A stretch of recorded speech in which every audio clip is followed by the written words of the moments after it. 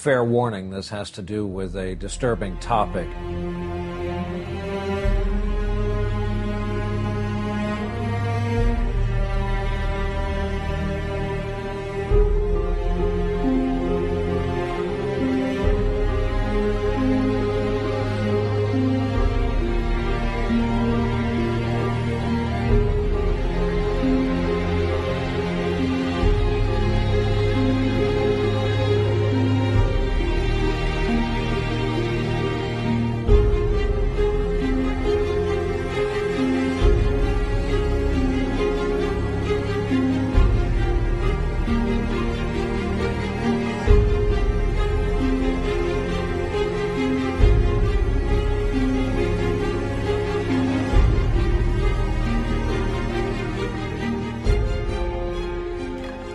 I was in the Army, the 82nd Airborne, 6 years.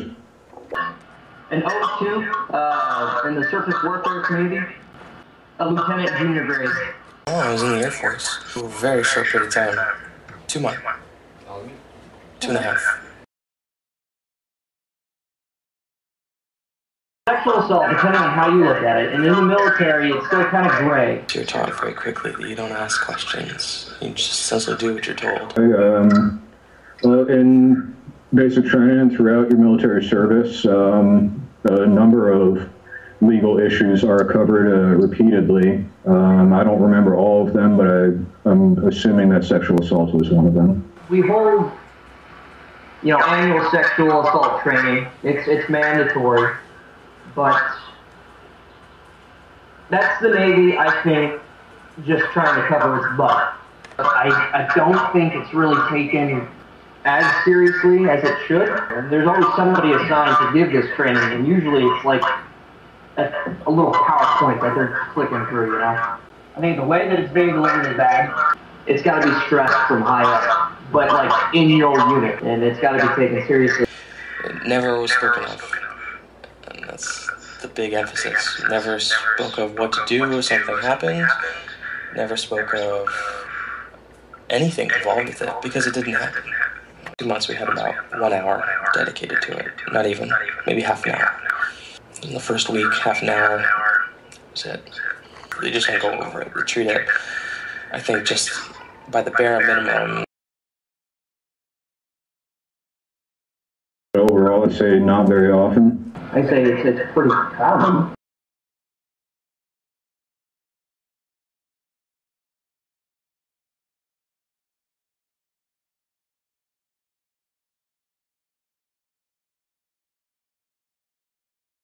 Well, you've got a bunch of, 18, 19, 20-year-olds that just graduated high school, went through basic training and been told that they're the biggest, baddest things on the block.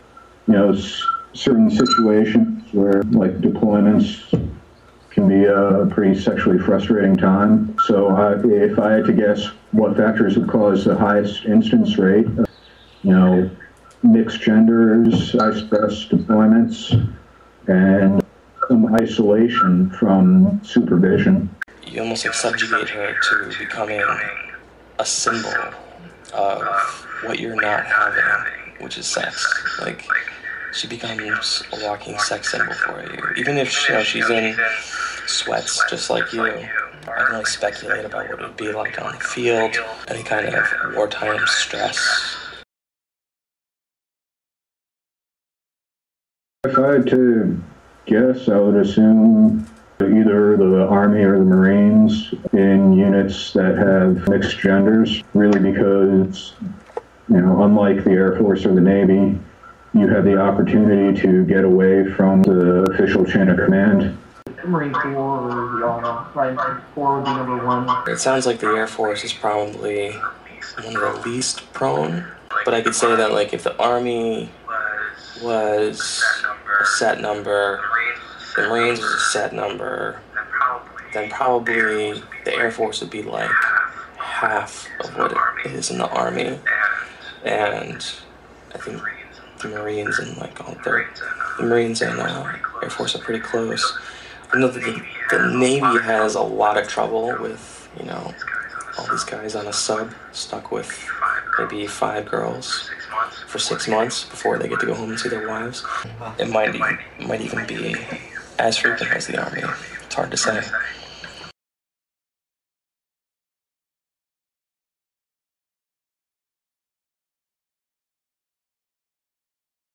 I don't know. I didn't really have any contact with women who were in the military while I served. No, I didn't see anything.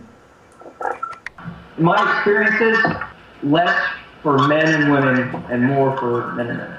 I think it'd be pretty low. I think the amount of women that are exposed to frustrated, war-torn young males is pretty low. So I can't say about for men. You know, we didn't encounter any gay men while we were there. It would have to be a fraction of the times it is for women.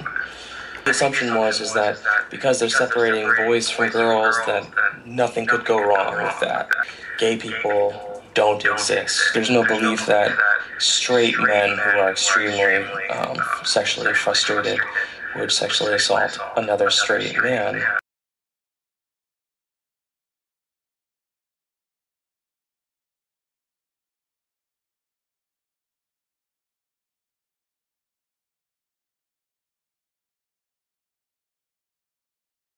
It doesn't.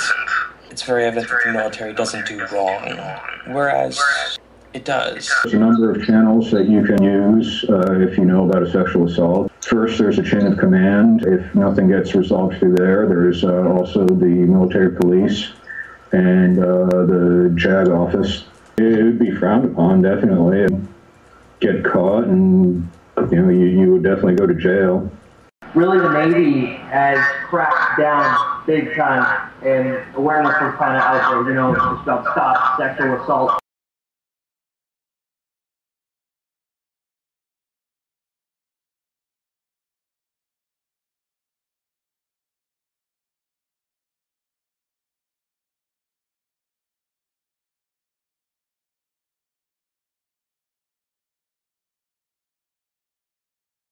Like somebody is abused, they always refer you to a chaplain. But if you're having a really hard time, there's parts of the military, like the chaplain's office isn't just for religious services, it's also a bit of mental health counseling, and there's also dedicated mental health specialists that are attached to every unit.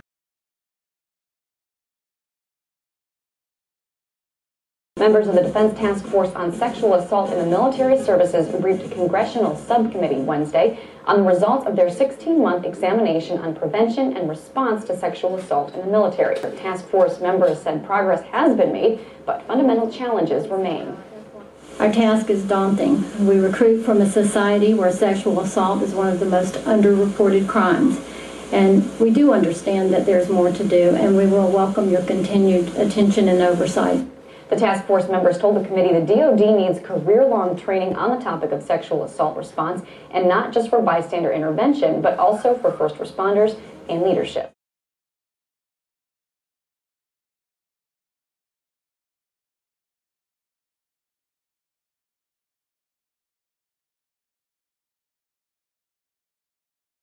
Kay Whitley runs the Pentagon's Sexual Assault Prevention and Response Office. Sexual assault has no place in our armed forces, and that's why the department is committed to programs that focus on preventing the crime from ever occurring.